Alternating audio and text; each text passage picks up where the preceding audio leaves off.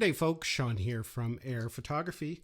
So if you are a mobile content creator, a mobile editor like myself, this is a product that you might find of interest. This is expandable storage, and although it is designed for an iPhone, the iPhone 15 or iPhone 16 with USB-C, it works perfectly fine with things like iPads with USB-C. You can even plug this into a laptop or a desktop computer to access all the files you have stored on it. Now, as mentioned, if you are a mobile content editor for YouTube or other social media, you know that storage, expandable storage, is extremely important because sometimes the storage on these devices are very limited. With a device like this, you can store all your editing files and edit directly off the drive in apps such as LumaFusion. And this comes in a couple different sizes. You can get it in 128 gigabytes, 256 gigabytes, 512, and 1 terabyte, which is what this model here is.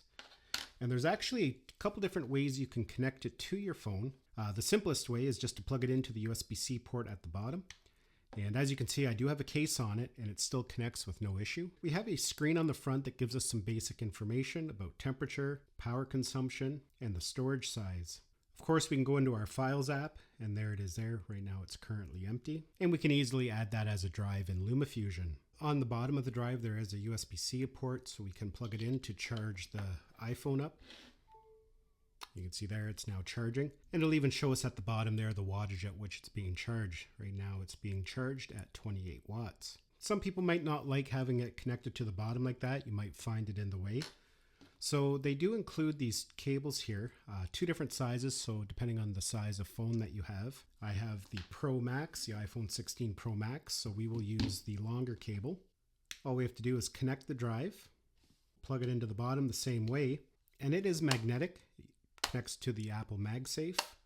So that kind of keeps it all nicely tucked away and you don't have it hanging on the bottom. Now I'm also going to show it to you connected to the iPad, and we can go to our Files app and there's the drive there. We're just going to transfer some footage over to it. So we'll select this file, we'll select the Z drive and we'll copy it over.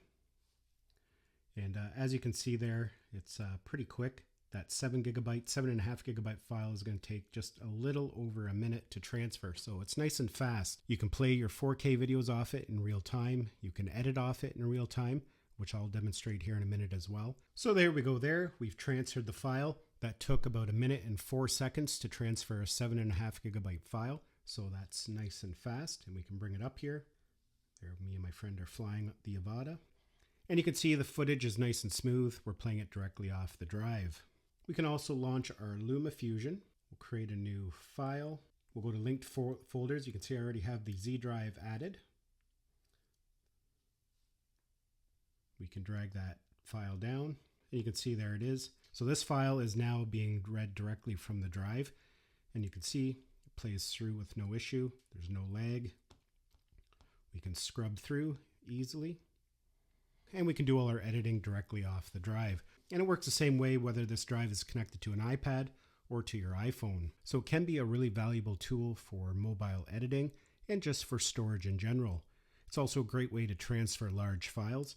If you've got 30 or 40 gigabytes of files that you've recorded on your iPhone, you want to transfer them over to an iPad, this is just a nice simple way to transfer those large video files over. If you're looking for just a good general storage solution, some expandable storage for your iPhone and your iPad, being able to edit directly off it, then it's a great choice for that. Quite often I'll use drives like this, but you can see a lot of these drives have bigger ends on them, and quite often you have to take the case off or get a different type of cable. Now you've got this drive hanging, even if you have it connected to your iPad there.